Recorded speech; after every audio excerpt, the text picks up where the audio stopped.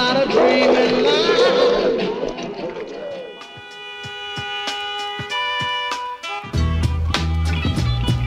Horror has a face. T'as dit que je suis marrant. Ça veut dire quoi, marrant? Putain de merde à la con, bordel. Qu'est-ce que j'ai de tellement poilant? Dis-le-moi. Dis-moi ce qui est marrant. You cocksucker, you fucking miserable fucking cocksucker. Et toi, on peut pas avoir de conversation.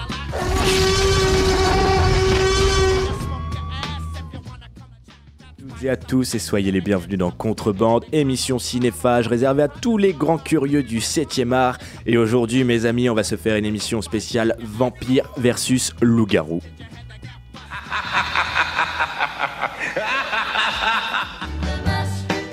He did the monster mash.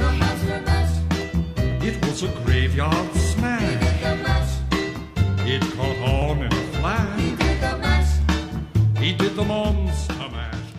Et pour parler de ces deux créatures de légende antagonistes de toujours, eh bien j'ai ma bande de monstres personnels. À ma droite, il y a Thomas. Comment vas-tu, Thomas? Bah écoute, très bien, ce jeudi matin. En ce jeudi matin. Très joli, ouais. Ce jeudi matin, oui, on tourne un jeudi matin, mais cette fois, par contre, Thomas a fait ses devoirs. Et ça, oui, c'est rare. Oui, j'ai fait ma chronique, vous allez voir par vous-même, enfin écouter par vous-même. J'ai fait mes devoirs, ouais. Et puis j'ai mon vampire personnel, notre Nosferatu à nous, Erwan, le professeur Moreau. Bonjour Erwan.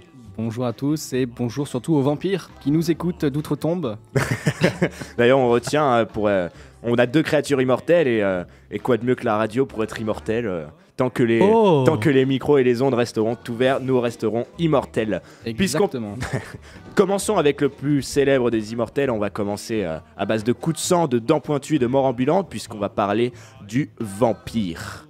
Le vampire, un parasite, un pervers, un narcissique qui a besoin des hommes pour vivre. Comme Erwan. Vous savez, les vampires se nourrissent des vivants, ils ingurgitent le sang dans le seul but d'assurer leur jeunesse éternelle. Et le vampire est aussi bien une créature rurale, source de terreur, qu'une créature urbaine, romantique et aristocratique, une figure machiavélique symbolisant un Christ dégénéré. Et c'est notre ami Erwan qui va nous en parler le mieux.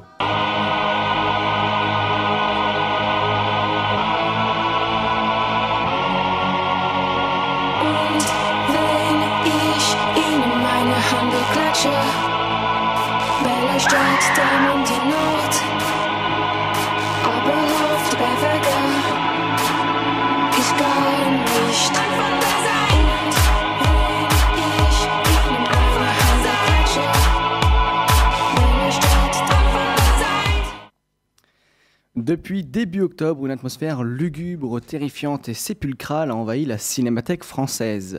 Elle nous propose de partir à la rencontre des vampires par le biais d'une exposition sobrement intitulée « Vampires de Dracula à Buffy ». Donc le premier jour de l'exposition, j'y suis allé et j'ai découvert un endroit très bien construit.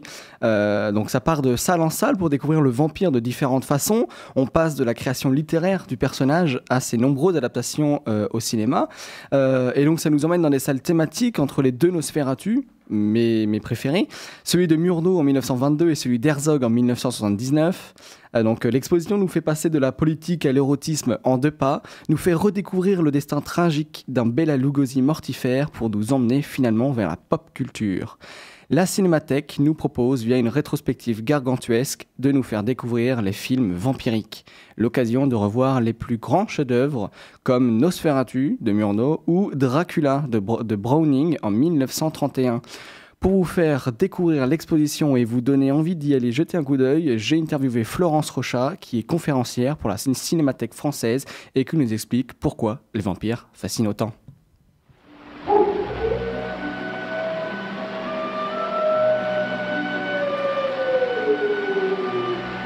Listen to them, children of the night. What music they make. Welcome to my home. I am Dracula. Alors, je m'appelle Florence Rochat et je suis conférencière à la Cinémathèque française. Donc là, en ce moment, à la Cinémathèque française, il y a l'exposition sur les vampires, donc de Dracula à Buffy. Est-ce que vous pouvez nous présenter un peu l'exposition, s'il vous plaît ? Alors, en fait, ça a été l'idée de reprendre un peu toute l'histoire des vampires au cinéma. Parce que finalement, le mythe du vampire, en tout cas Dracula, est né à peu près en même temps que la naissance du cinéma. et de se rendre compte que, en tant que créature immortelle, il n'arrête pas de revenir au travers de films et à chaque fois de revenir sous différentes formes. Et il y a plus de 1000 films en fait qui parlent du vampire au cinéma. C'était l'occasion de traverser toutes ces cinématographies et de découvrir les différents visages que peuvent prendre le vampire. D'accord. Et alors du coup, on parle souvent du vampire comme créature qui peut prendre la forme des maux de la société. Par exemple, donc la découverte du sida, par exemple dans Lovers Left Alive. On a vu aussi dans l'exposition plein de caricatures sur les politiciens, sur Bush, Poutine, Mitterrand. Comment on explique ce phénomène du vampire ? Alors en fait le vampire il naît déjà de croyances populaires autour de la décomposition des corps et de choses qu'on n'arrive pas à expliquer au Moyen-Âge sur la mort, d'inquiétude, et il a toujours cristallisé ce qui était en fait un peu inexplicable ou dangereux. C'est l'ennemi dangereux qui vient d'ailleurs, et il y a une phrase sur le fantastique qui dit que le fantastique a pour obsession ce qui revient de la terre et remonte à la surface. Et il y a un peu comme cette idée qu'il est porteur de toutes les choses un peu refoulées par l'homme, ce que je disais tout à l'heure par rapport aux pulsions sexuelles ou autres, et il va incarner comme ça différents types de mots. Il est là tout le temps pour qu'on puisse plaquer sur lui différentes problématiques de la société. Et ce qui est amusant, c'est qu'il n'a pas de reflet dans le miroir, pourtant il est le reflet de toutes nos inquiétudes. Le vampire va être reflet de cette menace inquiétante que l'homme n'arrive pas à maîtriser. Voilà, c'est vraiment des mythes qui perdurent parce qu'il y a toujours une part d'inexpliqué et que lui, il incarne cette chose-là. Mais c'est l'inquiétante étrangeté du vampire qui permet de... Totalement, voilà, il est là pour qu'on puisse mettre à distance certaines choses, et il y a un côté d'exutoire en fait à travers la figure du vampire. D'accord. Et donc du coup, comment le cinéma est venu, enfin comment le vampire est venu jusqu'au cinéma et pourquoi ça fascine autant ? Déjà, ce qui peut être hyper intéressant au cinéma, c'est qu'il faut réussir, c'est par essence un art visuel, et là il faut réussir à donner corps à quelque chose qui est une créature qui n'est ni vivante ni morte, et trouver les moyens visuels de lui donner corps et de matérialiser son inquiétante étrangeté, comme vous disiez. Et ça va jouer sur énormément de curseurs du cinéma, sur la projection des ombres, la lumière, le cadrage. Il y a énormément de films, quand le vampire a une emprise sur le personnage ou qu'il y a la morsure, l'image va s'altérer. Par exemple, on va jouer à passer de la couleur au noir et blanc, du net au flou. Et forcément, pour des réalisateurs très très différents, c'est un moyen d'explorer en fait le cinéma, d'essayer des choses. Et c'est ce qui fait peut-être qu'il revient perpétuellement, parce que chacun a envie de dire quelque chose avec son vampire, sur le cinéma et sur le monde dans lequel il vit. Et c'est pour ça que les deux Nosferatu, donc de Murnau et de Herzog, sont totalement différents l'un de l'autre. C'est ça, et à la fois ils sont proches parce que quand Herzog fait son Nosferatu, il le fait pour rendre hommage à celui de Murnau. Ces deux Allemands, l'un qui avait comme dans son film une prémonition de ce qui allait se passer avec l'Allemagne nazie et la Seconde Guerre mondiale. Le deuxième, Herzog, en 79, qui sait ce qui s'est passé, parce que lui, c'est un des enfants qui sort de cette Seconde Guerre, et il explique que la génération de leur père, ils n'ont pas de père, c'était soit des nazis, soit des collaborateurs. Et finalement, c'est deux créatures différentes parce que c'est avant et après ce phénomène très marquant du XXe siècle. Et lui, il va plus jouer sur une créature étrange, mais un peu plus humanisée. D'accord, ouais, très bien, oui. Est-ce que le cinéma est la première victime du vampire ? Oui, je pense que le cinéma est la première victime du vampire. Déjà parce que je disais, parce que le cinéma lui-même, la matière cinéma est attaquée par le vampire et ça saute comme s'il y avait une emprise sur lui. Et puis, je pense à ça, c'est pas exactement cette question-là, mais il y a la salle sur Bela Lugosi qui raconte comment un rôle en fait peut dévorer un comédien. Quelqu'un qui a joué Dracula, qui se retrouve toute sa vie à devoir jouer ce personnage au point de ne même plus pouvoir être lui-même, rien pouvoir jouer d'autre, qui va finir par se prendre pour un vampire au point où ça va complètement vampiriser sa vie. Donc il y a quelque chose de tellement fort que oui, peut-être le vampire peut même vampiriser le cinéma. Oui, c'est ça. Moi, je voulais vous demander aussi, à trop faire des films de vampires, est-ce que le spectateur ne va pas se lasser du vampire ? Eh bien oui, et c'est déjà arrivé, parce que finalement, dans l'histoire du cinéma, il ressurgit toujours à un moment. Il va y avoir l'arrivée du vampire, il va fasciner, puis on va épuiser le filon, il va y avoir plein de films, et ça va souvent tourner à la parodie. Et après, le vampire va disparaître pendant une 30aine d'années, enfin je schématise, et puis à un autre moment il revient, toujours en lien avec l'histoire, mais il y a eu déjà plusieurs fois l'épuisement du vampire au cinéma, où il disparaissait, parce qu'il devenait ridicule, et puis il revient à un autre moment quand on a besoin de lui. D'accord, et alors moi, la question qui me vient en tête quand on parle de vampire, c'est aussi la question de la sexualisation du vampire. Comment on explique ce prisme-là ? Alors, le vampire, déjà, quand il naît à l'époque de Bram Stoker, alors je sais plus si là j'ai déjà dit, mais peu importe. Donc, quand le vampire naît à l'époque de Bram Stoker, c'est dans une société extrêmement conservatrice, une société victorienne, et Bram Stoker était lui-même très conservateur, et je pense qu'il ne s'est même pas rendu compte, ou on ne sait pas, c'est la question que se posent beaucoup d'historiens, c'est que on sent que ses propres pulsions refoulées rejaillissent à travers l'œuvre, parce qu'il y a tout un truc de pulsion sexuelle avec Dracula, et finalement, il est porteur de ça parce que il va être celui qui vit le désir que les hommes n'osent pas exprimer. Toutes sortes de désirs un petit peu cachés ou autres. Et il est, encore une fois, ce miroir sur lequel on peut plaquer tout ce qu'on n'arrive pas forcément à accepter. Enfin, là, je schématise un peu. D'accord. Et donc là, dans le cadre de l'exposition, il y a toute une rétrospective sur tous les films de vampires qu'il y a eu. Lequel attendez-vous avec impatience ? Alors moi déjà, je les ai un petit peu tous revus pour l'exposition. Mais par exemple, ce soir, il y a une séance spéciale qui est un ciné-concert de Murnau, la version normalement restaurée d'origine que voulait Murnau, puisque comme le film avait été interdit, il a fallu retrouver et remonter un peu une version d'origine. Et c'est mis en musique, comme c'est un ciné-concert, par le compositeur du film de Jarmusch, Only Lovers Left Alive, qui est le film, il vous le dira, qui a donné envie à Mathieu Orléans de faire l'exposition. Je trouve que c'est un beau pont entre les deux, entre 1922 et aujourd'hui. D'accord, très bien, merci en tout cas. Voilà, merci à vous.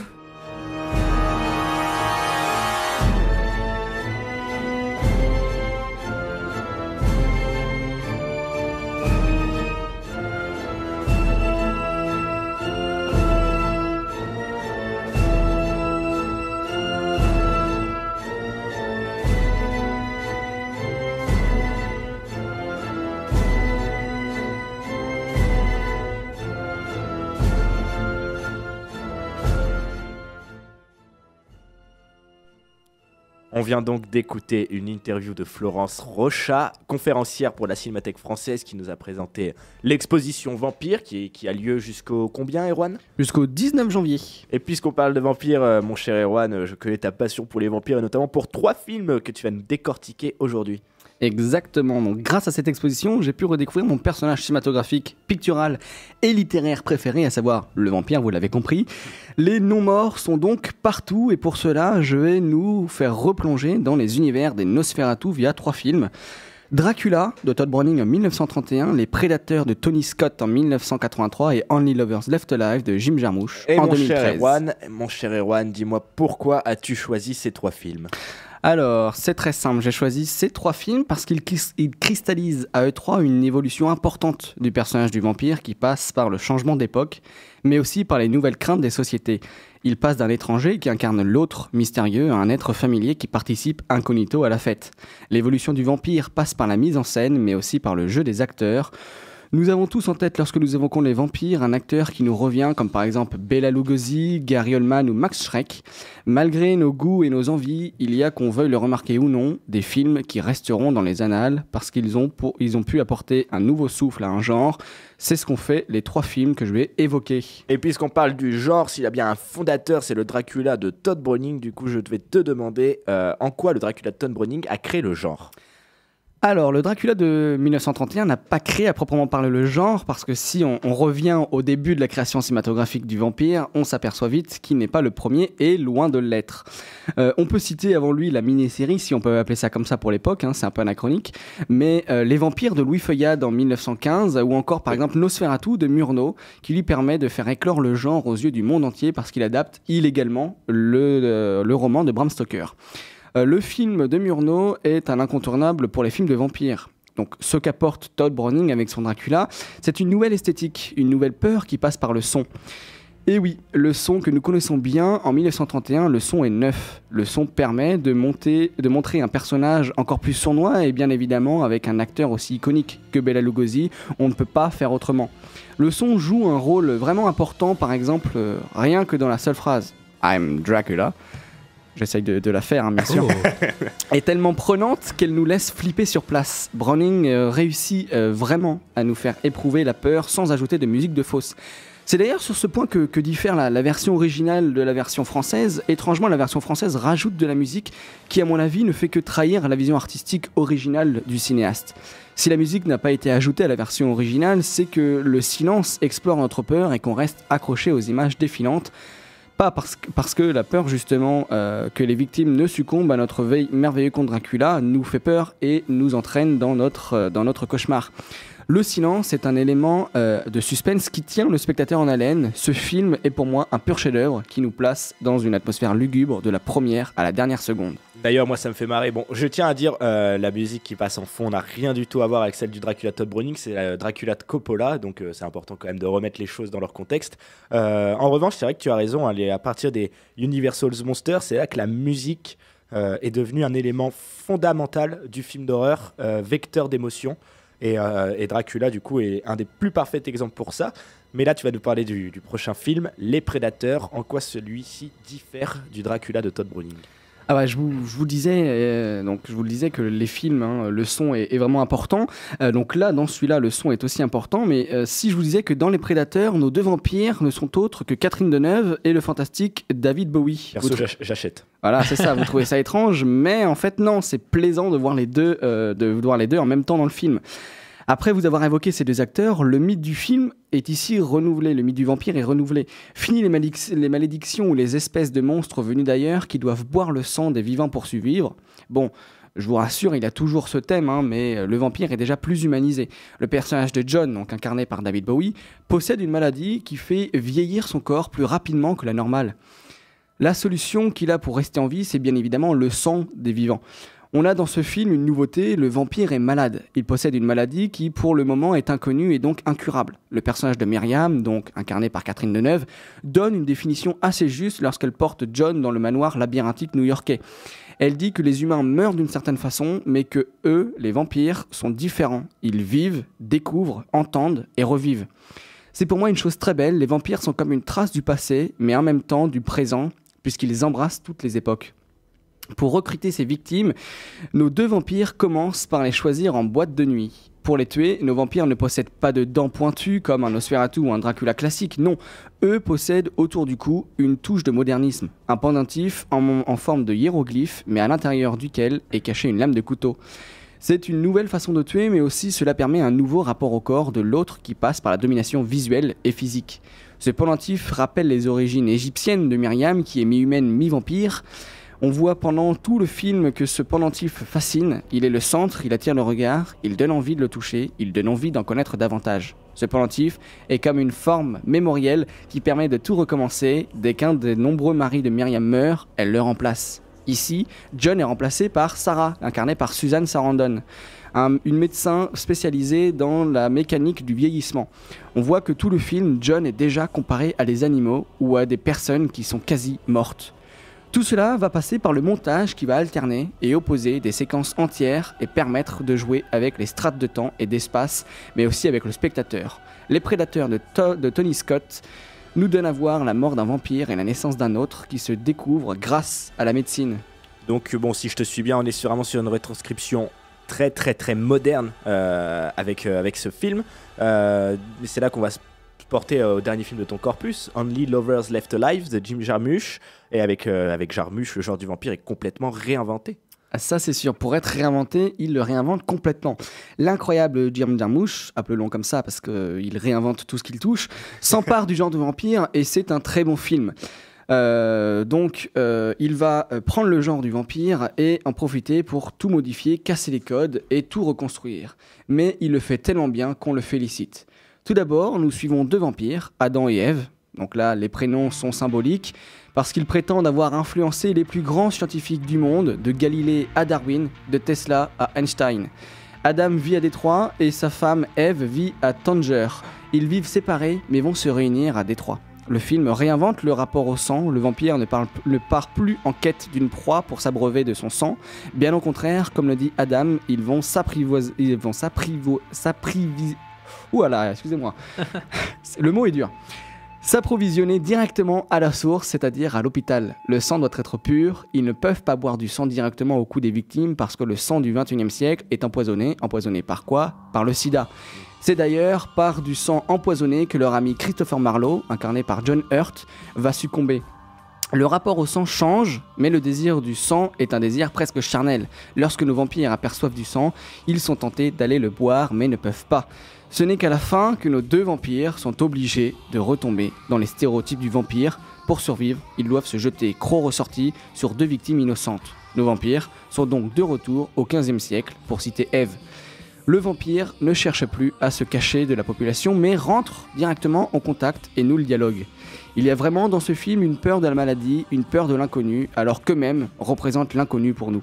Ce qui est très marrant dans ce film, c'est que lorsqu'Adam est énervé, c'est-à-dire quasiment dans tout le film, il nomme les humains comme étant des zombies. Des zombies qui sont peut-être dépassés par les nouvelles technologies et qui sont la tête baissée dans les écrans. Eh bien, merci beaucoup, Erwan. Je vais rebondir justement sur Only Lovers Left Alive et cette idée de vampire qui peut être miroir de nos sociétés. Donc, comme tu l'as dit, voilà, le vampire s'abreuve de notre sang. Et donc, c'est un acte en soi cannibale qui est presque christique. Hein, je vous rappelle ce que disait le Christ. Mangez mon corps, buvez mon sang. D'où cette idée de vampire, oui, c'est sûr, oui. Sorte de Christ dégénéré. Donc voilà, aussi, il faut se dire que le sang, c'est une métaphore de la pulsion. Pas seulement sexuelle, vraiment. Une pulsion qui est vitale, essentielle. Ce besoin de rester vivant, de profiter d'une jouvence indéfinie, de savourer le froid glacial de l'existence. Ça, c'est pour un peu de poésie. Très joli, ça. Le vampire peut être du coup aussi vu comme une maladie, une infection, une épidémie à abattre d'un pieu dans le cœur. En soi, il apparaît du coup, comme tu l'as dit, comme le parfait reflet de cette peur, notamment celle du sida. Et là, je pense du coup, moi, tout de suite au roman du maître de l'épouvante fantastique, Richard Matheson, Je suis une légende. Avant que Will Smith arrive avec son blockbuster à zombies, faut remettre encore les choses dans son contexte. Donc voilà, suite aux retombées atomiques causées par une guerre nucléaire, l'humanité est dévastée, le seul survivant entre guillemets ont été transformés en vampires et seul un homme continue d'évoluer au milieu de ces ruines, tel un vieux souvenir portant sur ses épaules le cadavre d'un ancien monde, avec cette idée que si on n'est plus comme les autres, eh bien on devient l'autre. Tu l'as lu, Erwan ? Non, je l'ai pas lu, mais tu vas me la passer après l'émission. Avec grand plaisir. D'ailleurs, avant Je suis une légende, il n'y avait pas déjà un film qui a adapté ce livre Les années 50, il y avait déjà eu, et là par contre c'était vraiment des vampires. Je pourrais pas te dire exactement de qui c'est, mais oui, il y a déjà eu une première adaptation du bouquin bien avant le Je suis une légende avec Will Smith. Du coup, moi je me retourne vers toi, Erwan. Comment est-ce qu'on peut comprendre l'évolution du vampire ? Alors c'est très bien, donc c'est simple aussi, on vient de le voir avec les 3 films, le vampire a évolué. Cette évolution s'explique par l'évolution même de la société. On peut analyser les différents types de vampires qu'on a eu au cinéma. On a eu des vampires qui interpréteraient l'autre, l'étranger qui s'installe, comme Florence Rocha nous l'a dit dans l'interview. Le vampire est aussi un personnage qui symbolise à lui seul tous les maux de la société. Le vampire donc symbolise tous les maux, mais aussi je pense que l'évolution du vampire passe par l'appropriation de nos peurs. Nos peurs sont de plus en plus domptées. Les vampires s'adaptent et symbolisent une nouvelle menace et va même aller jusqu'à symboliser une forme de pureté. Une pureté qui certes a ses limites, mais une pureté d'un rêve, d'une vie éternelle ou d'une envie de lâcher prise sur la société. Le lâcher prise est d'ailleurs, je pense, une des caractéristiques du vampire, parce qu'il a depuis longtemps lâché son humanité pour se métamorphoser en bête. Un animal qui sait se tenir au fil des siècles et des films. L'animal qu'incarnait Bela Lugosi est bien loin de l'animal qu'interprète Tilda Swinton dans Only Lovers Left Alive. Et on sait ô combien que Tilda Swinton joue incroyablement bien. T'es pas objectif, je pense. Pas du tout. C'est vrai qu'elle joue bien. Pas du tout. Le vampire a perdu son humanité, mais au fil du temps, il la regagne et laisse l'humanité dépérir dans son devenir animal. Bref, nous l'avons compris, nous n'avons pas fini de parler de ce personnage mythique qui fascine à travers les âges et les siècles. Prochainement, 3 prochaines séries sur le vampire vont voir le jour et ce n'est pas fini. Alors si comme moi, vous voulez vous réapproprier ces fascinants vampires, il ne vous reste qu'une seule chose à faire, courir à la Cinémathèque française. Eh bien, j'espère que tu nous as donné envie de courir à la Cinémathèque française. Du coup, exposition, ma foi, très complète. Hein. J'imagine que toi, tu étais un peu au musée, quoi. Alors oui, en plus, à la Cinémathèque française, il y a le musée du cinéma, donc où on peut retrouver tous les appareils avant la création du cinéma. Et au 5e étage, donc l'exposition qui nous fait tout redécouvrir et c'est vraiment incroyable. Et il y a plein de conférences et donc tous les films, le soir, il y a tous les films des vampires qui sont redistribués, enfin qui sont reprojetés. Et j'ai pu assister à la projection de Nosferatu, mis en musique par Joseph Van Wissem, qui est le compositeur d'Only Lovers Left Alive. Donc ça fait une parenthèse, comme l'a dit Florence Rocha. En plus, on peut entendre la musique en fond. Donc, exactement. Je pense que quand les planètes s'alignent, ça donne des choses magnifiques. Et c'est pour ça que je suis là. D'ailleurs, avant Je te coupe un petit peu, du coup, oui. Alors, Je suis une légende a eu une première adaptation pour revenir au roman de Matheson avant l'adaptation vraiment mauvaise avec Will Smith. Il y avait eu une première adaptation en 1964, coproduction italo-américaine réalisée par Ubaldo Ragona et Sidney Salco. Donc voilà, CQFD comme on dit par ici. Merci Wikipédia. Je me retourne vers toi, Erwan, une dernière fois. Moi, j'aimerais savoir. Parle-nous un peu de toi. Pourquoi est-ce que le vampire te fascine autant? Ça a commencé comment, cette fascination pour le vampire? Alors le vampire, ma fascination pour le vampire, ça a commencé comment? Alors ça a commencé, je pense, avec Bram Stoker et la littérature que j'ai pu découvrir au collège. Et depuis plusieurs années maintenant, je ne prends que des films ou des livres qui traitent du vampire. Et par exemple, j'ai une collection invraisemblable de films simplement que sur Nosferatu. Parce que c'est un de mes films préférés, c'est même le film à voir, absolument. Et pourquoi pas Nosferatu plus que le Dracula, par exemple, de Todd Browning? Alors parce que Nosferatu, c'est vraiment quelque chose en dehors de Dracula, parce qu'il l'a adapté, mais illégalement. Et en fait, ce qui est bien, c'est de voir que la société de production qui a fait le film a fait qu'un seul film, parce qu'en fait, la boîte a coulé, parce que la veuve de Bram Stoker a porté plainte contre Murnau et ils ont perdu le film. Enfin, ils ont perdu le procès et donc les négatifs du film devaient être détruits. Et heureusement, en France, il restait une copie et on a pu le redécouvrir aujourd'hui. Eh bien, merci beaucoup, Erwan. Et justement, tu nous parlais, on le rappelle bien sûr, le Dracula, à la base, c'est une créature littéraire inventée par Bram Stoker. Et moi, s'il y a bien une adaptation que je retiens par-dessus tout, c'est le Dracula de Francis Ford Coppola, sorti en 92, qui est pour moi un chef-d'œuvre tout court, réalisé par un grand homme tout court. Le Dracula de Coppola, c'est quoi? C'est lyrique, c'est démesuré, c'est opératique, c'est romanesque et surtout c'est érotique. Et lui aussi, c'est une évolution, parce qu'on le voit le comte Dracula avant de devenir le comte Dracula. Ouais, bien sûr. Et ça, c'est une première pour le genre, et ça apporte une nouvelle esthétique, et c'est vraiment super beau, je trouve, ce qu'il a fait. Et alors, pour revenir à ce que tu as dit, c'est une création littéraire, et quand on va à la Cinémathèque française, la première salle, justement, c'est la création littéraire, et on voit que Bram Stoker ne l'a pas inventé lui-même, il s'est inspiré aussi de récits qui viennent de Roumanie et qui viennent des pays de l'Est. D'où cette idée que le vampire est aussi une créature rurale, une légende qui se racontait des sources de terreur, comme on peut raconter une petite histoire autour du feu. Exactement, il y a même un documentaire qui est passé sur Arte qui se pose la question de savoir si les vampires existent ou ont existé. Et c'est vraiment très bien. Bon, il est un peu bancal, mais il est bien. Franchement, on peut le regarder si on aime le vampire. On peut le regarder. Un peu bancal mais bien, on va te faire confiance, Erwan. Et d'ailleurs, pour revenir au Dracula de Coppola, c'était l'un de ses souhaits, que derrière l'histoire, je le cite, les gens découvrent la tradition historique et littéraire, qu'ils réalisent que le mythe a un aspect terriblement humain, le vampire a perdu son âme, c'est quelque chose qui peut arriver à chacun d'entre nous. Exactement, et je trouve que ça c'est très joli. Bah ça c'est Coppola. Donc du coup, pour moi le Dracula de Coppola quand même, c'est un récit d'amour fou qui est porté par Winona Ryder et Gary Oldman, et on a un cumul de tableaux fascinants, mais aussi d'images qui vont être très malaisantes.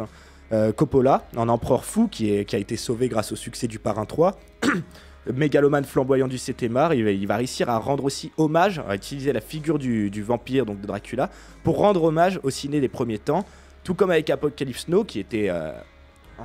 c'est une œuvre pour moi qui est portée par la magie d'un art, d'un artisanat, et de cet amour du trucage à l'ancienne qui est brut et physique. Parce que je le rappelle, il n'y a pas d'effet numérique dans le Dracula de Coppola, et c'était en 90, là où quand même tout commençait à se développer. Il y a vraiment ce souhait chez lui de toucher au plus près de la réalité, même si on est au plus loin du fantastique. Et puis bien sûr, on retrouve dans Dracula une obsession coppolienne par excellence qui est la fuite du temps.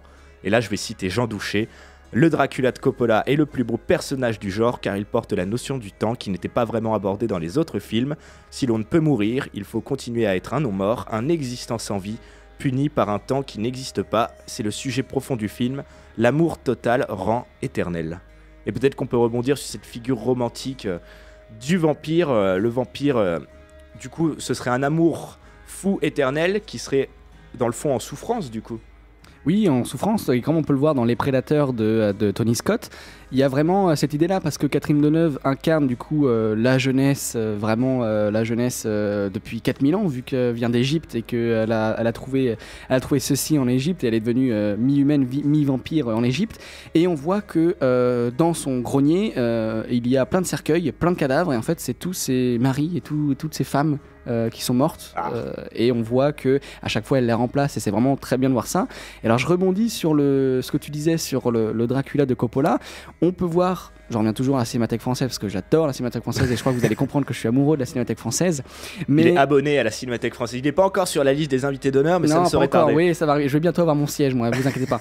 Mais du coup, dans l'exposition, on peut voir le manteau et le costume donc des personnages du Dracula de Coppola et ils sont vraiment très beaux et je vous incite à aller les voir juste pour ça si vous pouvez pouvez y aller. Costumes exceptionnels qui ont été pensés comme des éléments du décor. Oui, c'est ça. Il y a vraiment cette idée de vouloir construire des tableaux picturaux impressionnants. Oui, mais ça se voit parce que justement ils prennent de la place et la couleur est tellement vive et tellement puissante qu'ils ressortent et c'est obligé qu'ils ressortent et la merveilleuse phrase de notre manqué Jean Douchet est vraiment très belle et on a une pensée pour lui justement et vraiment ce qu'il dit sur le Dracula c'est vraiment très bien la fuite du temps et cette conception que les autres films n'ont pas, c'est vraiment très bien de la recevoir dans ce film là parce que je pense que Coppola réinvente le genre et apporte une nouvelle esthétique qui aujourd'hui est une référence pour tout le monde quand on voit que le temps par exemple dans Only Lovers Left Alive est super important et je pense qu'il tire son expérience de Coppola. En plus, ce qui est fascinant dans le film de Coppola, moi, c'est ce paradoxe complémentaire entre fascination, attirance et aussi répulsion et malaise. Parce que quand j'ai revu le film à Lyon lors du Festival Lumière en octobre dernier, on a tous nos références, Erwan. Oui, bien sûr. il faut. Eh bien, de le voir projeté comme ça sur un grand écran, c'était la première fois que je le découvrais du coup au cinéma, parce que je n'avais pas eu la chance, j'avais pu le voir que en DVD. C'est vrai qu'il y a quelque chose qui se passe, on est vraiment, déjà on se prend des couleurs plein la gueule. Et puis il y a vraiment quelque chose de malaisant dans le sens où on perd totalement pied, on a l'impression d'être comme le personnage de Winona Ryder, envoûté par cette figure qui est aussi révulsante qu'attirante. Et ça c'est une des caractéristiques du vampire et je retiendrai toujours cette scène où il est en espèce d'homme-loup en train de faire l'amour. On ne sait pas si on doit être gêné ou terrifié ou alors complètement excité. Toi ça te fait quel effet quand tu vois de quelle scène je parle? Moi j'adore cette scène et je trouve que déjà en salle il y a un rapport particulier entre spectateur et scène, enfin avec l'écran et je pense que justement ce rapport là est fait par la salle et par l'obscurité parce que quand on le regarde chez nous ça n'a rien à voir et c'est vrai que cette scène là est vraiment très impressionnante. Alors je ne l'ai jamais vue sur grand écran mais je pense que ça doit être exceptionnel et moi ça fait un rapport assez envoûtant aussi comme tu disais mais assez particulier parce que il y a aussi une gêne qui est occasionnée par cette scène et par le personnage qui est lui-même en train de se transformer et un peu mystifié. Mais justement, je trouve que cette scène-là est super belle et on en revient toujours à la hyène ou au loup, parce que dans Nosferatu, c'est une hyène, mais dans les autres films, c'est un loup. Et je trouve ça super important de voir le devenir animal, mais en même temps de le voir animal. Ouais, le devenir animal, et d'ailleurs on va bientôt déborder sur les animaux. Son antagoniste, qui au final, ce qui est marrant, c'est qu'on va parler dans une deuxième partie de cette émission de l'antagoniste du vampire qui est le loup-garou. Et au final, ils ne sont pas si éloignés que ça finalement, puisque le vampire normalement a la faculté de se transformer en loup. Exactement, c'est un devenir animal. L'un est un devenir animal et l'autre est devenu animal, et je pense que c'est l'inquiétante étrangeté qui est vraiment importante dans ces deux films, et je pense que vous y connaîtrez mieux en loup-garou que moi. D'ailleurs mon cher Thomas, toi on sait, tu es du camp des loups-garous, non pas que tu sois poilu forcément, mais tu es du côté des loups-garous. Dis-moi, qu'est-ce qui va te déranger dans la figure du vampire, s'il y a quelque chose qui te dérange bien sûr? La figure du vampire me dérange pas plus que ça en fait. Pour reprendre les propos d'Erwan, il y a vraiment une étrange fascination. Et justement, le fait que le vampire ait toujours été là avant nous, il soit transformé en vampire, je dis une connerie, au XIIe siècle, il soit encore actuel, il a vu beaucoup de choses, il a vécu des époques, et c'est une malédiction pour lui. Et il y a également cet instinct animal qui ne peut s'empêcher d'assouvir, la soif du sang, etc.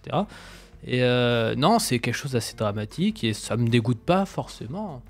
Eh bien, on va clore sur cette première partie vampire. Je remercie vraiment beaucoup Erwan. On remercie aussi la conférencière de la Cinémathèque française, Florence Rocha. Merci beaucoup pour cette magnifique interview. On peut rappeler la Cinémathèque française qui s'arrête le... Alors l'exposition a commencé début octobre et se termine le 19 janvier 2020, donc il vous reste quelques places. Et ils font aussi des soirées spéciales avec des étudiants en théâtre pour mettre en scène l'exposition. Eh bien, amis buveurs de sang, rendez-vous à la Cinémathèque française à Paris pour cette exposition qui va s'arrêter dans moins d'un mois ou dans un peu plus d'un mois. Enfin, en tout cas, profitez-en pendant qu'elle est encore ouverte. Pendant ce temps, nous, on va se faire une petite question lambda. Erwan, quelque chose à rajouter? Oui, et vous pouvez sinon, si vous la loupez, aller en Espagne. Elle sera à Madrid et à Barcelone l'année prochaine pour la continuité, mais il faudra apprendre et lire l'espagnol. C'est vrai qu'on avait oublié que le vampire était un globe-trotter. Exactement, oui. On va maintenant s'écouter, comme je le disais, une petite question lambda. Je rappelle le principe d'une question lambda. J'ai interrogé des personnes de 7 à 77 ans qui ne sont pas spécialement concernées par le cinéma. Et puis la question du jour, c'était vampire ou loup-garou, 2 monstres de légende pour un combat tout aussi légendaire. On se retrouve tout de suite dans Contrebande. La guerre est devenue plus périlleuse.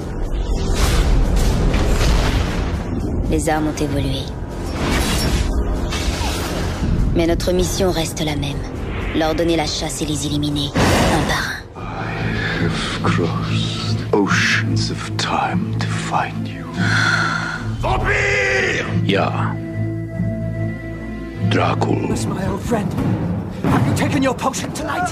Ah! You know the man you truly are, Remus. This heart is where you truly live. This heart here. This flesh is only flesh.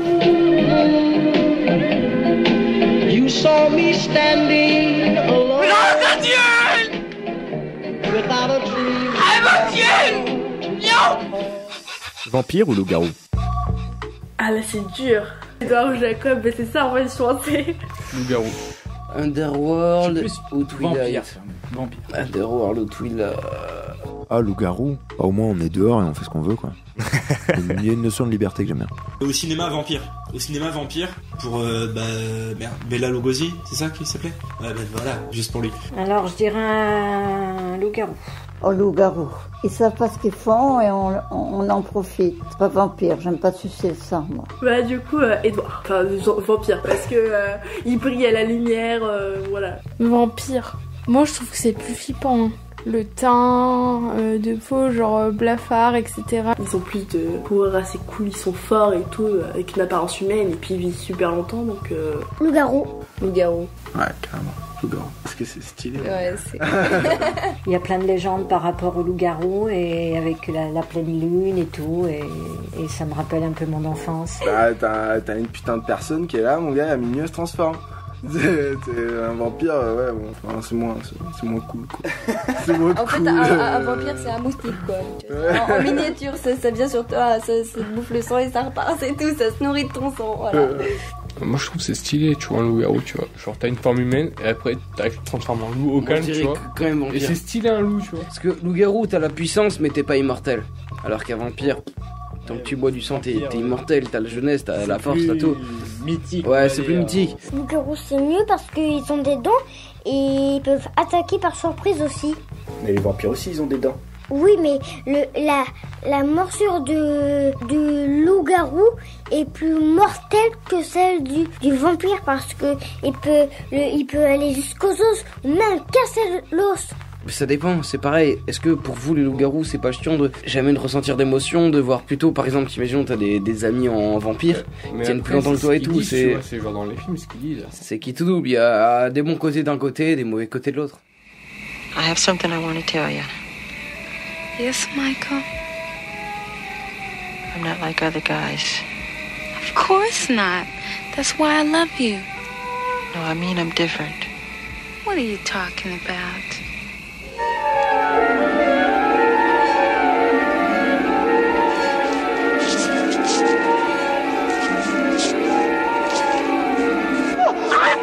Are you alright? Get away!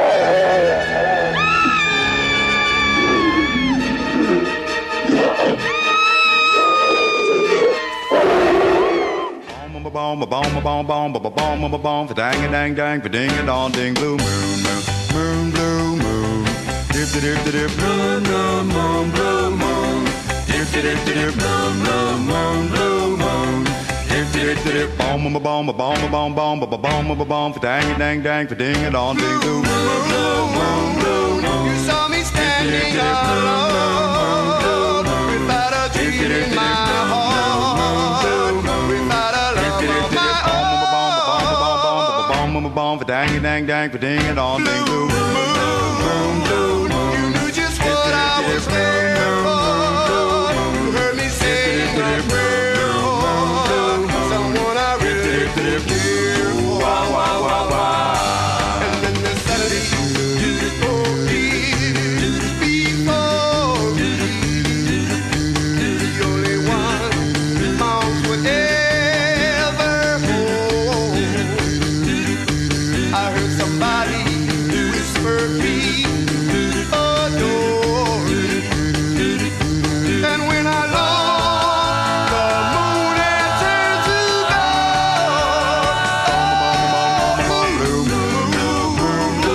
Now I'm no longer alone, without a dream in my heart, without a love.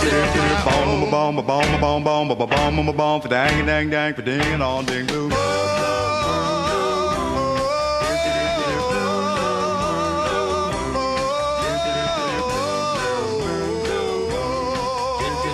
Bomb, bomb, bomb, bomb, bomb, bomb, bomb, bomb, for dang, dang, dang, for ding and on ding blue.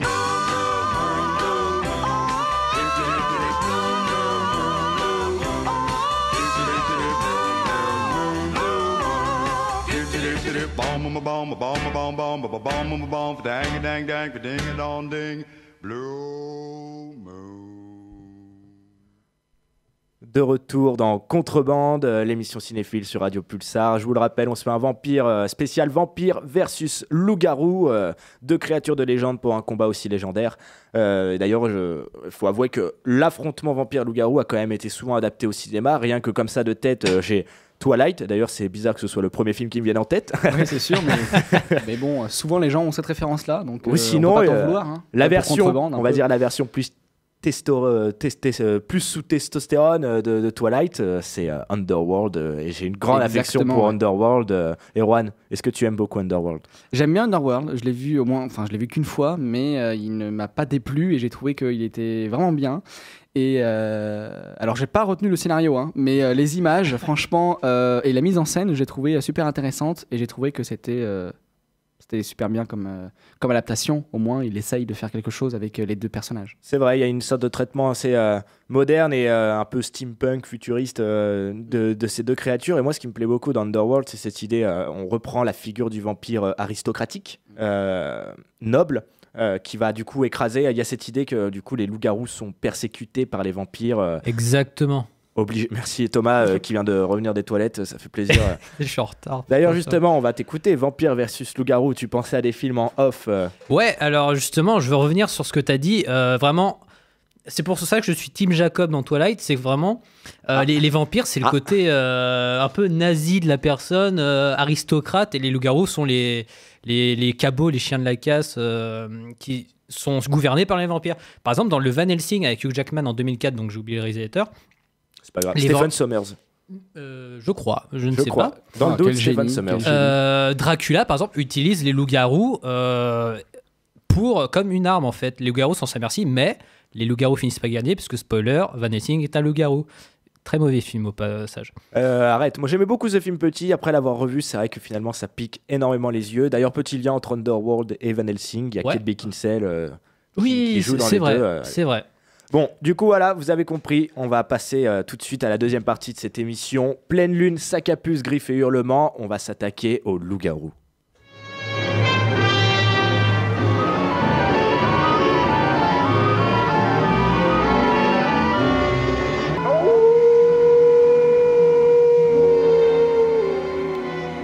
Et on va tout de suite revenir sur les origines du loup-garou au cinéma, et c'est mon cher Thomas qui va nous en parler avec le classique de Universal, de George Wagner, réalisé en 1941. Absolument. Alors il faut savoir que dans les années 20, la société Universal commence à produire des films d'horreur, en partie adaptés de romans, avec la série de films Universal Monsters que l'on a évoqué plus tôt. On retrouve donc des monstres au cinéma, avec Dracula et Frankenstein parmi les plus connus, et avec des gros noms comme Bela Lugosi ou Boris Karloff, grand Boris Karloff. Cependant, à partir des années 40, ce projet perd un peu de sa superbe, vous voyez. Lugosi perd son aura auprès des fans, et Karloff se sent un peu trop vieux pour continuer. Les studios se tournent donc en 41 vers une adaptation du mythe du loup-garou avec The Wolfman de George Wagner.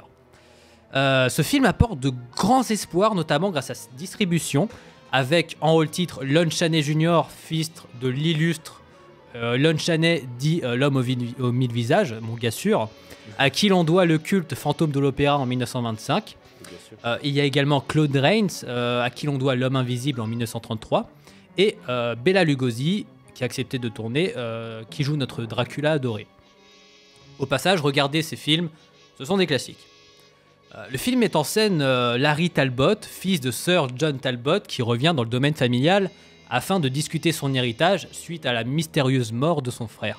Une nuit de pleine lune, excusez-moi, il tente d'aider une jeune femme qui se fait attaquer par un loup, mais celui-ci le mord.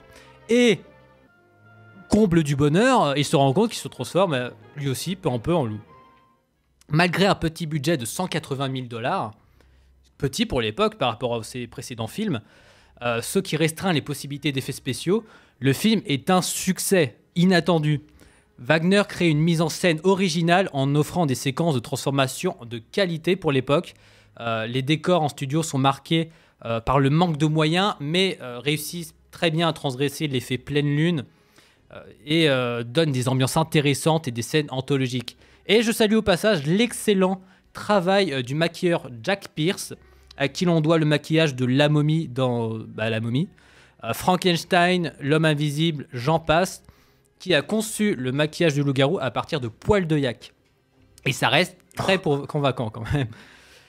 L'histoire, quant à elle, est très bien retranscrite à la manière d'un Dr Jekyll ou Monsieur Hyde. On a l'homme bon qui a une part animale, un combat du bien et du mal, de l'amour et du ressentiment, l'homme et la bête, le missionnaire et la levrette, je sais pas... Excusez-moi, c'était également un... On en revient toujours au rapport avec le sexuel. Il y a toujours de la sexualité vis-à-vis des loups-garous et du vampire, justement. On pourrait faire une émission sur ça. C'était également un film d'actualité qui traite de la science, par exemple. Larry fera appel à la médecine et à la psychanalytique pour régler ses problèmes de lycanthropie. Spoiler, ça ne fonctionne pas trop. Mais il y a aussi, nous sommes en 41. C'est-à-dire, Axel 41, du coup, l'année de l'écriture de la Charte de l'Atlantique, qui reprend aussi le discours des 4 libertés de Roosevelt. Et en qui pleine guerre civile mondiale, excuse-moi. Merci, Axel. Oui, la première guerre mondiale, quoi. Non, seconde guerre mondiale, pardon. Exactement. La métamorphose en bête pourrait, selon certains, être attachée à l'image du nazi en marche dans sa domination de l'Europe, en lui attribuant des caractéristiques imaginaires de la lycanthropie. Par exemple, le pentagramme, que l'on pourrait représenter comme une croix gammée. The Wolfman a posé des bases solides sur la figure du loup-garou au cinéma. On lui doit un grand héritage avec une flopée de crossovers Wolfman Dracula, Wolfman Frankenstein, Wolfman Dracula Frankenstein. Ces films existent, je vous promets. Et un remake en 2010 que je qualifierais que je ne qualifierais pas. Même s'il y a le grand Benicio del Toro dedans. Et Hannibal Lecter, comment il s'appelle, Anthony Hopkins, c'est ça? Oui. Je t'aime, Anthony. Et pour finir, je tiens à préciser que ce n'est pas le premier film de loup-garou. On le croit à tort, c'est The Werewolf en 1913 qui est le premier qui a réussi cet exploit. Mais pour les raisons du studio Universal, c'est The Wolfman qui reste le plus connu et qui a bien posé les bases, les clichés du loup-garou au cinéma. Eh bien, merci beaucoup Thomas d'avoir rappelé qu'en 1913, il y avait une première adaptation, The Werewolf. Maintenant, c'est vrai que The Wolfman, moi je retiens surtout cette séquence de transformation, comme tu dis, et je suis heureux de savoir que c'était des poils de yak. Je l'ignorais, je pense que ça change la donne. Ouais. Je suis content de vous avoir appris ça. Mais c'est vrai que Universal, avec leurs figures, ont vraiment impacté clairement ces images populaires dans la rétine. On pense notamment, on revient toujours, encore et toujours à Bela Lugosi, l'éternel.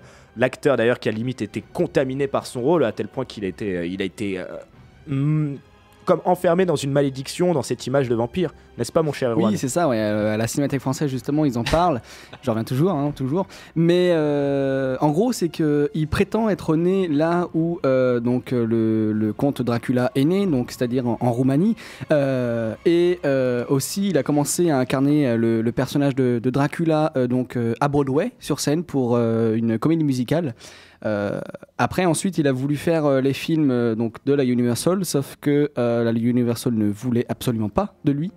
Sauf qu'ils ont été obligés de l'appeler parce que l'acteur qu'ils avaient choisi est tombé malade, donc il ne pouvait plus jouer. Et c'est là qu'il a commencé à incarner le comte Dracula et qu'il n'est plus sorti du rôle, jusqu'à le hanter et à être coincé dans les carcans du mythe du vampire. Même dans les suites de Dracula et les crossovers de séries qui sont devenus des films de série B, c'est toujours Bela Lugosi qui jouait, quoi. Et ça a vraiment terni son image. On peut aussi parler de Christopher Lee qui a repris le rôle par la suite. Oui, mais c'est ça, ouais. Mais je trouve que les deux, justement, sont maintenant inséparables du vampire. Et puisqu'on reste sur les légendes, moi je vais vous reparler de Boris Karloff, vu que tu l'as cité dans ta chronique, Thomas. Parce que Boris Karloff, sous la caméra de Mario Bava, eh bien, ça donne les Vardoulak dans Les Trois Visages de la Peur. Une autre adaptation du vampire, style transalpin, style Mario Bava, où le vampire devient une sorte presque de body snatcher, quoi. Il y a une créature folklorique, loin de cette romance où un père de famille peut revenir, ressembler à notre père. Sauf que ce n'est plus notre père et il veut manger son petit-fils. Quelque chose de très nihiliste, très sadique, très propre à Mario Bava. Ouais, c'est ça, et ça, je trouve ça justement intéressant de voir comment est traité l'autre, l'étranger qui est en nous, et de le montrer au sein de la famille. Et je trouve ça super important, et Mario Bava l'a super bien montré, l'a super bien mis en scène pour montrer l'étranger, justement. Et je trouve que c'est vraiment important, et que l'étranger est partout, même en nous. C'est très beau ce que tu viens de dire. Fin de cette parenthèse vampire, parce que je le rappelle, deuxième partie de cette émission, on est censé parler des loups-garous. Je sais, mais voilà. Le loup-garou, là on va s'attaquer à un monument du film de loup-garou, mais aussi à un monument du cinéma tout court, A Werewolf in London, un loup-garou à Londres, réalisé par John Landis en 1981.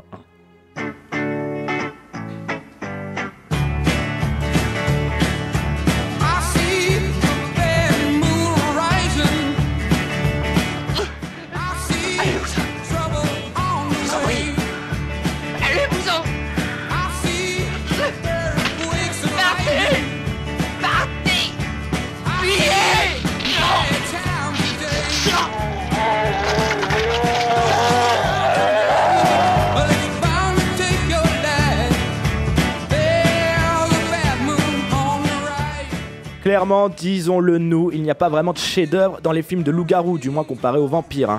On va dire qu'il se fait largement devancer par son antagoniste ultime.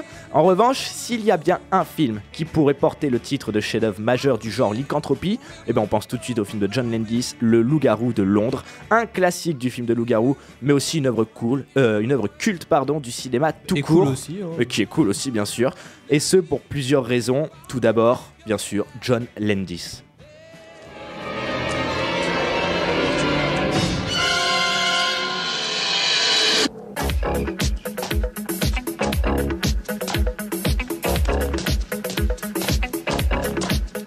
Voilà, il suffit juste de quelques secondes d'écouter du thriller de Michael Jackson et on voit déjà qui est John Landis.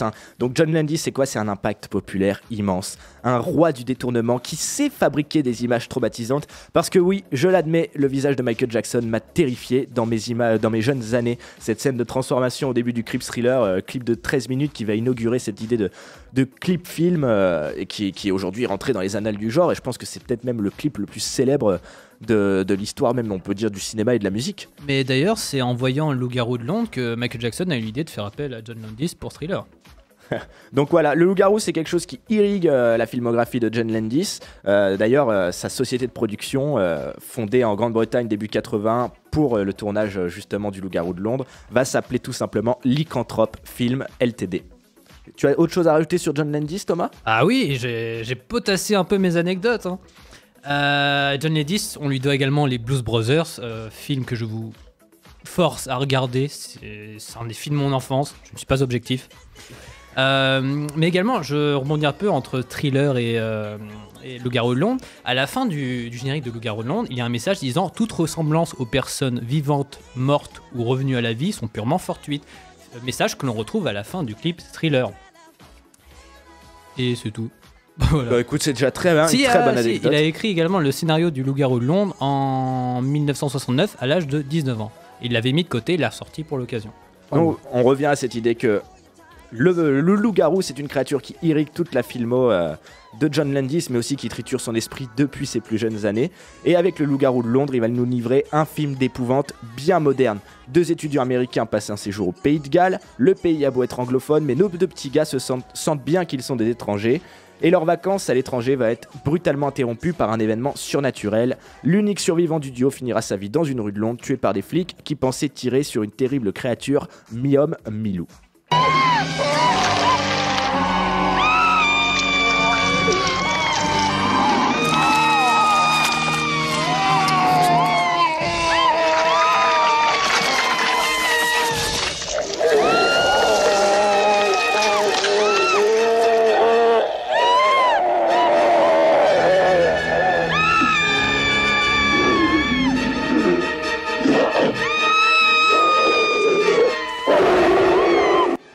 Encore un extrait du Thriller réalisé par John Landis pour le clip de Michael Jackson. Ce qui m'intéresse dans le Loup-garou de Londres, parce que je reviens au Loup-garou de Londres, c'est la réappropriation que fait John Landis d'une figure pourtant classique, qui existe du coup au cinéma au moins depuis les années 20. Pour le citer, il est atteint d'une maladie qu'il ne peut pas combattre et à laquelle il ne croit pas vraiment. Et là, il parle de son personnage. Son personnage plaisante sur les loups-garous jusqu'à ce qu'il soit trop tard. Et pour moi, tout est dit ici. Le loup-garou est une créature hantée par la peur et la culpabilité. Notre jeune héros, joué par David Newton, ne peut réaliser qu'il est le meurtrier de son ami, mais aussi d'une bonne poignée d'innocents. Et d'ailleurs, on va encore citer le cinéaste, il est difficile de faire face à la violence, surtout lorsqu'elle affecte ceux que l'on aime. Merci Sir Landis. Mais qu'est-ce qu'il faut que je fasse? Te suicider. Vous devez vous ôter vous-même la vie. C'est facile pour vous de dire ça. Vous êtes déjà mort. Non, David. Harry, moi et tous ceux que vous avez tués ne sont pas des morts, mais des morts vivants. Mais pourquoi est-ce que tu me fais une chose pareille? Parce qu'il faut y mettre fin. Et comment dois-je faire? Vous prenez des pilules? Non, c'est pas assez sûr. Je pourrais me pendre alors? Non. Non, si tu t'y prends mal, ce sera très douloureux. Tu ne feras que t'étrangler. Bah oui, alors, on en meurt aussi? Vous permettez, ce garçon est de mes amis. Ben en tout cas, c'est pas un ami à moi. Je vous en prie, messieurs. Un pistolet. Je sais où trouver un pistolet. Faudra-t-il que j'emploie une balle en argent ou quoi? Oh, sois sérieux, veux-tu? C'est dingue. Non, c'est très bien le pistolet. Il vous suffit de mettre le canon sur votre tempe et d'appuyer sur la détente. Si vous le mettez dans la bouche, vous serez plus sûr de ne pas vous louper. Je vous remercie d'être tous aussi prévenants. Voilà une des merveilleuses scènes du Loup-garou de Londres de John Landis. Plaisir, dans un cinéma porno, le jeune héros qui commence à réaliser qu'il est un loup-garou voit les fantômes zombies de toutes ses victimes. C'est clair. Mais en plus, c'est censé être un film d'horreur et là, ça casse totalement l'ambiance, positivement, j'ai envie de dire. Et il se retrouve dans un cinéma porno, comme tu as dit, à autoroute zombie, qui lui dit bah, tu pourrais essayer de te pendre. C'est génial. C'est à la fois du coup drôle, mais c'est un humour qui est très noir, très sarcastique, propre à Landis. La transformation de zombies sur une musique un peu boogie twist, je ne saurais la définir. C'est ironique à mort, c'est de l'humour noir à mort, et ça marche, c'est génial. Tu vois. Ça, c'est toute la puissance de John Landis. D'ailleurs, moi je pense qu'on a clairement ici un cinéaste contrebandier qui mérite d'être cité dans cette émission. Bah écoute, il pourrait même nous rejoindre. Ça, j'en doute un peu. Mais déjà, voilà, qu'est-ce qui fait du Loup-garou de Londres un film culte? Il y a aussi tout ce tournage épique et chaotique qu'il y a eu. Je rappelle, John Landis a beaucoup tourné à Londres sans autorisation. Dans des lieux normalement célèbres, l'un des jardins, là où le prince Charles, non, je pourrais plus vous dire qui, mais il y a eu une demande de mariage entre le prince Charles et Lady Diana. Donc du coup, c'était un tournage quand même très risqué, où Landis aurait pu se faire arrêter quasiment tous les jours. Thomas ? Et d'ailleurs, pour rebondir sur ça, une autre petite anecdote, parce qu'il n'avait pas l'autorisation et parce qu'il a tourné dans ce jardin, il a mis un petit message à la fin du générique félicitant le prince Charles et la princesse Diana pour leur mariage. Voilà, ça décrit tout cet humour noir qu'on peut retrouver chez Landis. Et puis moi, s'il y a bien une chose c'est même pas que pour moi, c'est pour tout le monde. S'il y a bien une chose qui a marqué avec ce film, c'est les maquillages de Rick Baker, qui était alors âgé de 21 ans. Je rappelle, Rick Baker, on lui doit énormément de maquillage, on lui doit ceux de Men in Black, on lui doit aussi les maquillages, beaucoup de maquillages, je crois qu'on lui doit ceux de Hurlement. Donc c'est vraiment on lui doit aussi, je pense, je ne devrais pas dire de bêtises, les Gremlins, à vérifier quand même. Donc Rick Baker, ça reste quand même une référence, si ce n'est même la référence des maquillages et animatroniques d'effets spéciaux. À l'époque, il avait 21 ans, il avait à peine entamé ses études d'effets spéciaux, et là, il avait créé un maquillage d'homme-singe pour Choc, un court-métrage signé John Landis. Et 10 ans plus tard, les deux hommes se retrouvent, et Baker réalise un de ses fantasmes, transformer un homme en loup. Des moulages colossaux, de longues heures de maquillage et une expérience difficile pour l'acteur principal, David Newton, mais ça en valait le coup. Ah, c'est clair, absolument clair. Qui ici qui a vu le film a déjà été traumatisé par cette scène? Lève la main. Vous pouvez pas le voir, mais il y a que moi qui lève la main apparemment. Non, je lève la main aussi, mais ça me paraît tellement évident. Et puis très tôt en plus. Ça avait été vraiment impactant cette scène parce qu'il avait réussi à créer un dispositif qui permettait qu'on voit vraiment le corps s'allonger, le museau s'allonger. Avec les pouces qui se rétractent pour donner passer d'une main humaine à une patte de loup. Et franchement, c'était vraiment impressionnant pour l'époque. Je ne sais pas si ça a déjà été fait un système aussi complexe à l'époque de maquillage et d'animatronique. En plus, vraiment bricolé par des jeunes gars, donc ça reste vraiment très impressionnant. Ah ouais, lui, ça lui a fait son CV, c'est bon. D'ailleurs, que le début de son CV, parce que je peux vous dire que le CV du monsieur, c'est un roman. Ah ouais. Donc voilà, Rick Baker, ça fait une bonne transition pour passer à un autre classique du genre de loup-garou, Hurlement, réalisé par Monsieur Joe Dante, à qui l'on doit Gremlins et Small Soldier, sorti en 1981.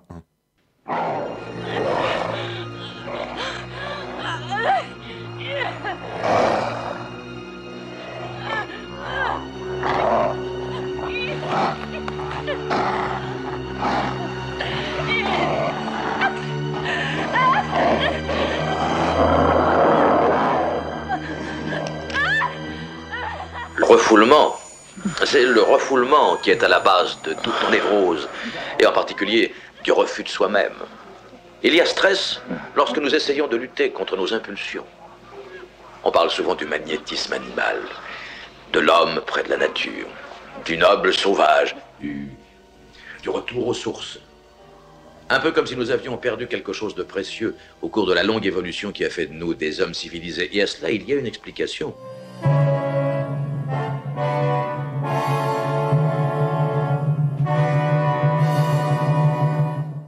C'est le refoulement qui est à la base de toute névrose et en particulier le refus de soi-même. Et oui, l'homme civilisé au cours de sa longue évolution aurait perdu quelque chose d'essentiel, un combat entre l'esprit et le corps dans un monde qui évolue trop vite. Ainsi, en luttant contre nos pulsions primales, on nie la bête qui est en nous. Et ce film, Hurlement, réalisé par Joe Dante, nous invite donc à un retour aux sources. Un retour aux sources, il va en falloir un pour notre héroïne journaliste Karen White, jouée par l'icône du cinéma fantastique Dee Wallace. Dans l'ouverture du film, elle devient l'appât d'un mystérieux maniaque pervers qui la harcèle depuis un bon moment. Et c'est en lui donnant rendez-vous dans un sex shop que ce dernier sera abattu par la police sous les yeux de la chair innocente. Joe Dante en profite ainsi pour nous livrer une ambiance urbaine poisseuse. On suffoque dans des quartiers bondés de sex shops, de bordels et de cinéma porno. Et au milieu de tout ça, la jolie blonde semble être l'objet de tous les désirs masculins. Ah, la culture du sexe et de la violence, quelle belle vision des années 80. Parce que je le rappelle, les 80s, c'est les années de la gueule de bois. Entre euphorie et dégénérescence, bref, tout le contraste et les paradoxes d'une époque. Mais bref, après cette expérience traumatisante, Karen est victime d'amnésie. Sous les conseils de son psychiatre, elle se rend dans une colonie dans le but de retrouver son vrai soi. On quitte donc la civilisation glauque pour la nature sauvage et brumeuse, aux nuits teintées de cris de loup. Et c'est là qu'on se demande alors, quels sont ces hurlements? Des loups-garous, bien sûr, ou peut-être est-ce simplement la frustration humaine qui ne demande qu'à être expulsée, car dans ce film culte, notamment aussi pour ses merveilleux make-up signés Rob Bottin, à qui l'on doit les magnifiques animatroniques de The Thing, et toujours Rick Baker, eh bien la lycanthropie est présentée comme une énergie élémentaire, enfouie dans notre fort intérieur, qui ne demande qu'à être canalisée, un peu comme la nymphomanie par exemple. Ainsi, Joe Dante parvient à insuffler une atmosphère érotique à toute cette bestialité fantastique.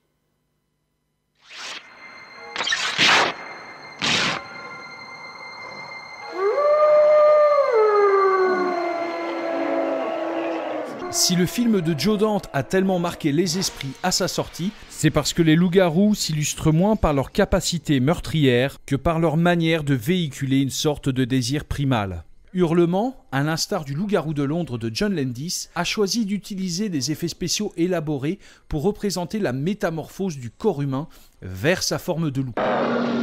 Le résultat est assez impressionnant et se traduit par une sorte de bouillonnement de la peau, insinuant que le corps de l'humain dissimule une énergie et une puissance débordantes, prêtes à être libérées durant la métamorphose en bête. Ce parti pris s'avère d'autant plus pertinent que les personnages de Hurlement ne sont plus des jeunes gens, mais plutôt des quadragénaires.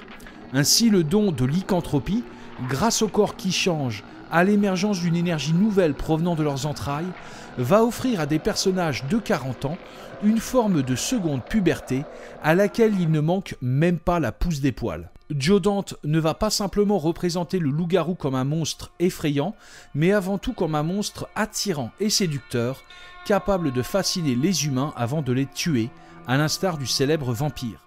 Salut Eddie. Je savais que tu viendrais, Karen. Nous avons beaucoup de choses à nous dire, toi et moi. De retour dans Contrebande, émission cinéphile. Je vous le rappelle, nous sommes dans une deuxième partie sur les loups-garous et on vient juste de s'écouter La théorie des genres, l'épisode I Fuck Like a Beast, gentiment prêté par notre ami Gart avec qui on avait fait une émission spéciale zombie versus mort-vivant. Et justement, on a pu voir avec lui tout l'aspect érotique, la bestialité sexuelle qui se cache derrière la figure du loup-garou. D'ailleurs, aussi beaucoup chez le vampire. Mais j'ai envie de je vais me tourner vers vous. En quoi est-ce que l'attrait érotique et sexuel du loup-garou va différer de celle du vampire? Erwan. Alors, celle du loup-garou, déjà, ça va être plus bestial, plus... en fait, ça va revenir à l'homme préhistorique, en fait. Ça va faire un retour comme ça, un retour à l'histoire, ça va faire un retour vraiment intéressant. Alors que le vampire, lui, c'est le beau gosse qui représente quelque chose vraiment d'attrayant, et il y a vraiment quelque chose qui attire les femmes vers le vampire, alors que le loup-garou, justement, c'est lui qui est attiré par les femmes. En fait, il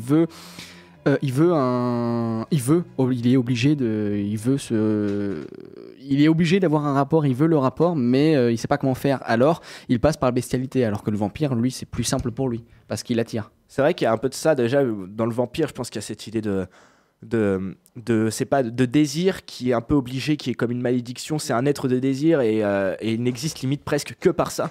C'est ce qui le maintient en vie. Le loup-garou, c'est quelqu'un qui va essayer dans cette idée de névrose, de maladie, de combattre ses instincts primaires, de nier ce qu'il a au fond de lui, et au final, ça va être expulsé d'une manière brutale et sauvage. Oui, c'est ça, ouais, justement, et on voit bien, mais dès le début des films des vampires, il y a la sexualité. Enfin, quand on regarde par exemple les vampires de Louis Feuillade, Musidora représente quelque chose qui est super intéressant, et rien que la sexualité est éprouvée par le fait qu'elle soit en combinaison latex et qu'elle se balade partout dans la ville en combinaison latex, et après, même dans Nosferatu, par exemple, il y a vraiment aussi l'aspect attrayant du Nosferatu, donc de Max Schreck, donc du comte Orlok, vers la femme de Hutter. Donc il y a vraiment quelque chose d'important comme ça. Alors que c'est vrai que tu le disais, c'est une névrose et c'est quelque chose, c'est une pulsion qui revient pour le loup-garou, et c'est vraiment intéressant de voir la différence entre les deux. On a deux êtres de pulsion, mais deux dynamiques différentes. Mais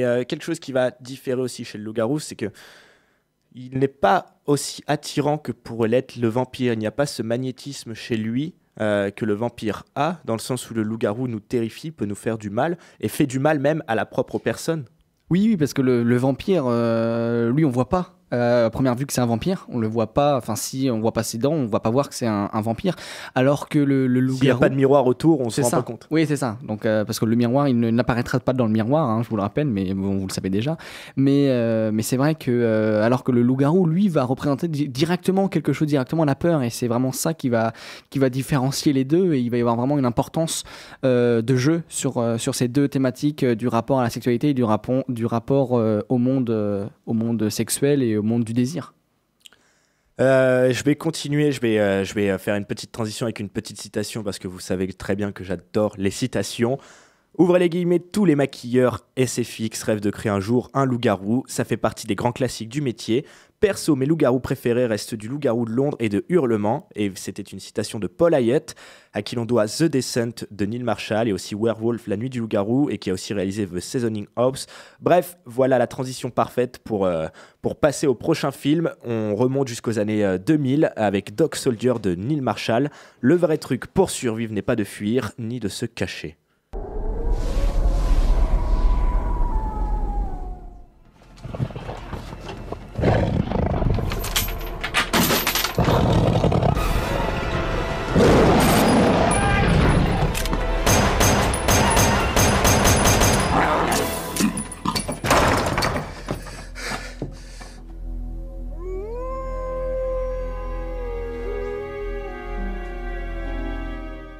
Vous manquez de sensations fortes? Vous voulez des hommes d'action? Eh bien le film de Neil Marshall est fait pour vous. Ici, on suit un groupe de soldats, des bonnes boules à Z sans neurones, qui manquent un match de foot à cause d'une manœuvre dans une forêt hostile. Mais c'est en ce même lieu qui est réputé pour ses disparitions d'ailleurs qui ne laissent aucune trace de corps. Eh bien en soi, voilà, ça annonce la couleur bleu nuit et rouge sang. Car ce qui devait être un simple exercice de routine va vite se transformer en jeu de chasse. Obligés de se cloîtrer dans une ferme étrangement vide, nos bons soldats vont être confrontés à des adversaires très particuliers. Ici, nos monstres lycanthropes sont de vraies créatures féroces qui tuent et dévorent les hommes. On a ainsi le droit, pour le plus grand plaisir des amateurs de série B, à un déferlement de violence gratuite. Les meurtres bien sauvages se font à base de membres déchiquetés, de corps lacérés et d'arrachage de tripes. On peut alors saluer la démarche de Neil Marshall. Il s'empare d'un monstre de légende, classique, folklorique, et il l'ancre dans un souci de réalisme et d'authenticité, sans images de synthèse, que des maquillages et des animatroniques de dingue, vraiment ils valent vraiment le coup, soit pour moi de l'horreur pure. C'est d'ailleurs un procédé qui touchera sa quintessence dans son claustrophobe The Descent, qui est, pour anecdote, l'un de mes films d'horreur préférés, et cette fois sans aucune pointe d'humour noir.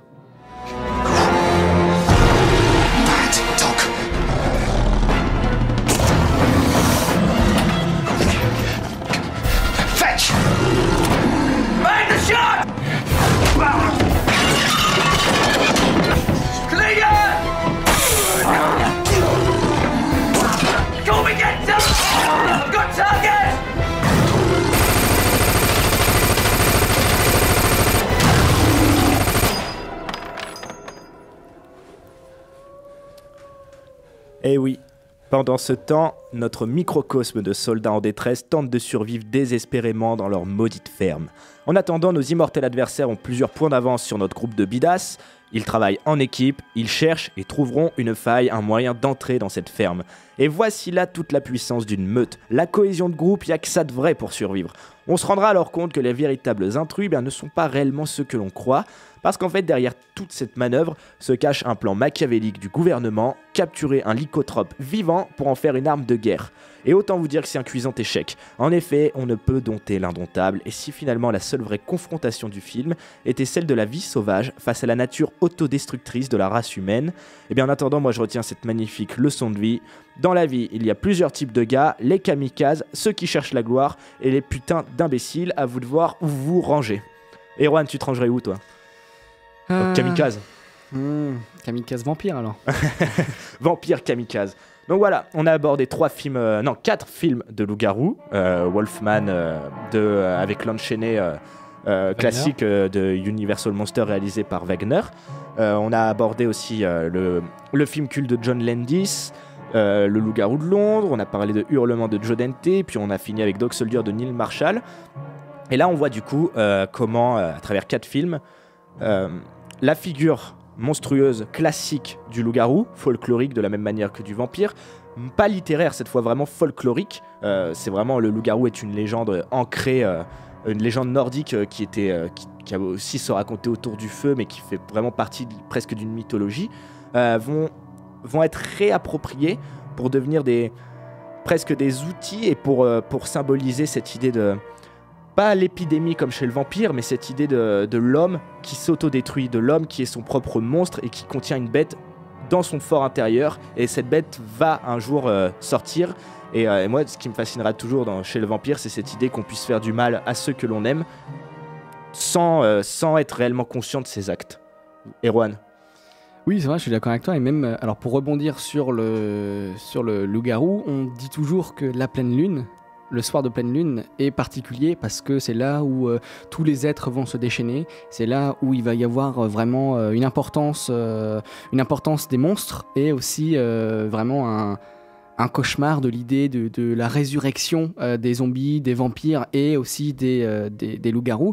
Et je pense même que les nuits donc, de pleine lune dans le cinéma est vraiment important et c'est là où on voit que les monstres sortent et les monstres sont vraiment particuliers et on peut le voir avec le vampire par exemple où la nuit apporte quelque chose en particulier apporte quelque chose de particulier et apporte en particulier ça fait beaucoup de particuliers quand même hein, apporte vraiment une atmosphère singulière et étrange en même temps et je trouve que le vampire est vraiment un être qui apporte l'étrangeté mais sans l'incarner réellement puisqu'il est humain. Mon cher Thomas, tu es du côté des loups-garous. Pourquoi le loup-garou plus que le vampire? Pourquoi le loup-garou plus que le vampire? Putain, il me faut 4 heures pour y répondre. Là, tu as quelques minutes et tu n'as pas le choix. Ok, d'accord. Justement, ça rejoint un peu ce que je disais. Ça rejoint toujours ce que quelqu'un d'autre a dit aussi. Mais le loup-garou est plus une victime de sa situation que le vampire. Après, le vampire peut s'être fait meurtre par accident ou autre, mais en général, le vampire est conscient de son état et le vampire en profite pour arriver à ses fins. Le loup-garou est obligé de se transformer. Il se transforme contre sa volonté les soirs de pleine lune. Il peut tuer des gens qu'il aime sans le vouloir. Le loup-garou est donc plus une victime, il n'est pas forcément méchant en soi.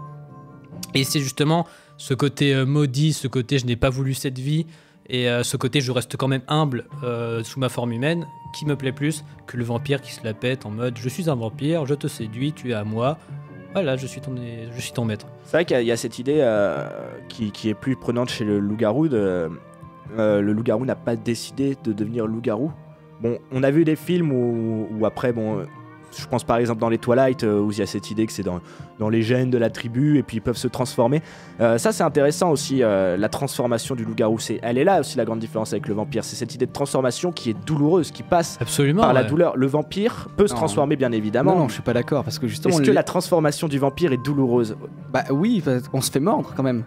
Ouais. On se fait mordre par le vampire. Soit on meurt ou soit il est converti, donc il y a une douleur aussi. Alors moins terrible que le loup-garou, certes, parce que le loup-garou c'est vraiment une transformation qui vient de l'intérieur, alors que pour le vampire c'est de l'extérieur, mais il y a vraiment une importance aussi de la douleur, et je trouve que dans les deux, il y a la douleur qui est moins présente chez le vampire, mais elle est quand même présente. Après, je dois rejoindre le fait, je vais défendre un peu les vampires sont des cadavres en quelque sorte, ils ne ressentent plus rien, si on en croit le mythe. Ils sont maudits mais à vie quoi, et justement leur immortalité est un don en soi mais c'est également une malédiction. Oui c'est vrai, pour moi c'est ça, on a deux pôles, c'est à dire que pour moi les vampires seraient la mort, incarneraient du coup une mort, tandis que les loups-garous seraient la pulsion de vie. Et pour rebondir à ce que tu disais sur cette idée de malédiction qu'ils ne ressentent rien, est-ce que Erwan c'est vraiment vrai? Est-ce que les vampires ne ressentent vraiment rien, ou est-ce que au contraire justement ce qui les maintient dans un état de semi-vie c'est pas la douleur justement? Alors je pense pas que la douleur les maintient en vie, mais je pense qu'il y a quand même du sentiment derrière l'être qu'il est, et je pense qu'il recherche, la compagnie. Il est seul depuis tellement longtemps que je pense qu'il recherche dans les autres un accompagnement, et qu'il recherche vraiment de la compagnie est vraiment quelque chose d'important, et je trouve que c'est important de ne pas être seul et d'être accompagné, et je trouve que par exemple dans Les Prédateurs, Catherine Deneuve recherche à ne pas être seule. Ça fait 4000 ans qu'elle n'est pas seule, et ça fait 4000 ans qu'elle change de partenaire comme de chemise, si on peut le dire. Eh bien merci beaucoup mes amis, on arrive à la fin de cette émission. Je remercie mon loup-garou Thomas, je remercie Tim Jacob, il est tellement beau. Je remercie mon acolyte vampire Nosferatu Erwan. Chacun leur référence. On remercie notre technicienne qui nous a beaucoup aidé dans la réalisation de cette émission. En attendant, on va se quitter avec un petit extrait d'Underworld où vous allez pouvoir entendre Monsieur Bill Nighy, icône du cinéma fantastique, et puis on se quitte avec un doux son de Bobby Vinton. Quant à moi, je vous dis à très vite sur les ondes, et puis c'est la fin de Contre-Bande, mes amis. Like a daughter, but you leave me with no choice. These rules are in place for a good reason, and they are the only reason we have survived this long.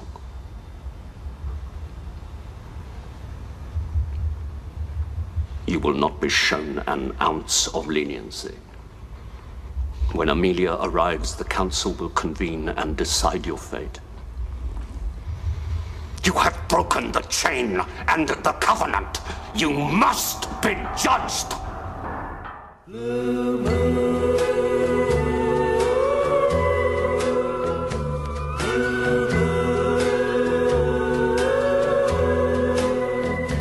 Blue moon, you saw me standing alone, without a dream in my heart, without a love of my own. Blue moon, you knew just what I was there for. You heard me saying a prayer for someone I really could care for. And then there suddenly appeared before me the only one my arms will ever hold. I heard somebody whisper, please adore me. And when I looked, the moon had turned to gold. Blue moon, now I'm no longer alone, without a dream in my heart, without a love of my own. And then there suddenly appeared before me the only one my arms will ever hold.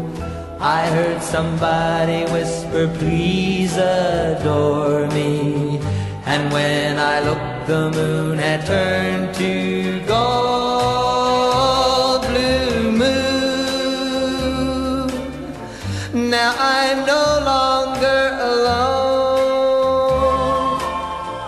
without a dream in my heart, without a love of my own.